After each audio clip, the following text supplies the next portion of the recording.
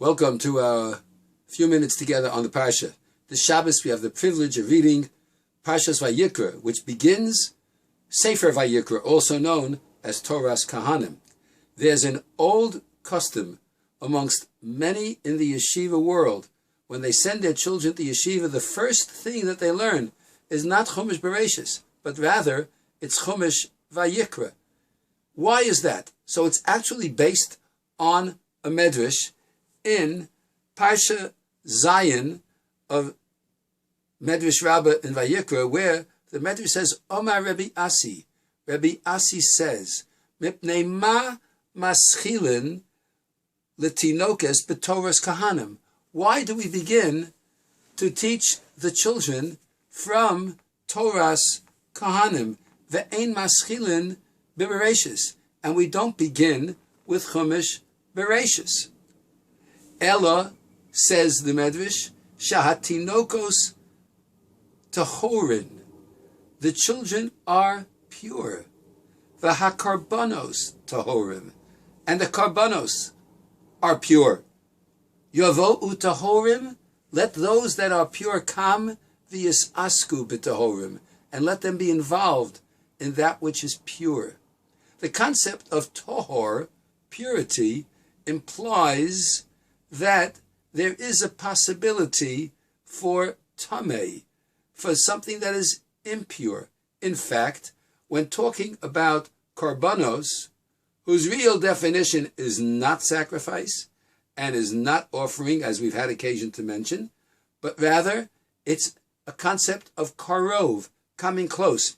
And when we want to come close to Hashem, that we need to have a certain level of purity. In fact, when it comes, for instance, to the Korban Pesach, anyone who was tamei, anyone who was impure, was not allowed to bring the Korban Pesach, and neither were they allowed to bring any other type of Korban.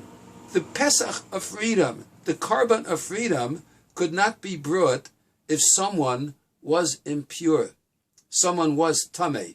They had to be tahor, totally pure.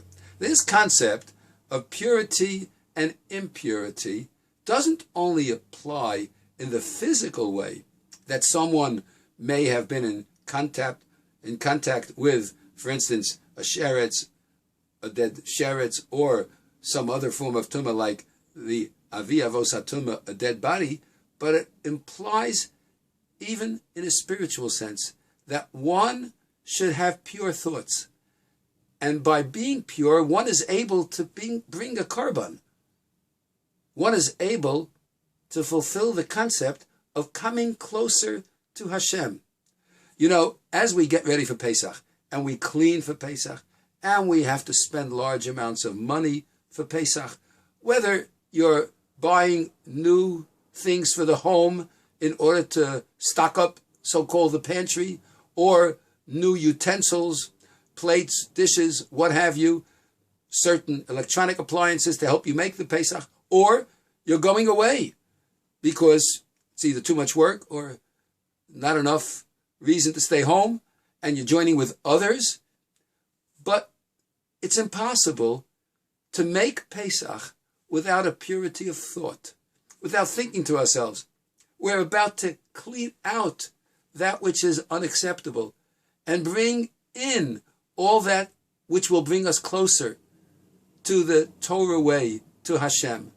When we clean for Pesach, when we prepare for Pesach, when we spend for Pesach, we have to try to emphasize the purity and the positive. It's a good idea in general to always emphasize the positive, because there truly is so much in this world that is positive and that we can emphasize in order to bring us closer to an appreciation of our lives and subsequently come closer to Hashem. So at the very beginning of Torah's Kahanim, of Chumash Vayikra, children begin to learn about karbanos because they're pure. They can be positive and taught to be positive, and they can remain positive throughout their lives as they begin with that which enables them to be karbanos, to come closer to Hashem. What a beautiful thought to begin the concept of Parshas and Chumash Vayikra, that in order to come karban, korov, to Hashem, we have a purity of thought and of intention to be able to better ourselves in order to utilize the gifts that God has given us to come closer to Hashem. All taught from the beginning of Chumash Vayikra. Have a wonderful Shabbos.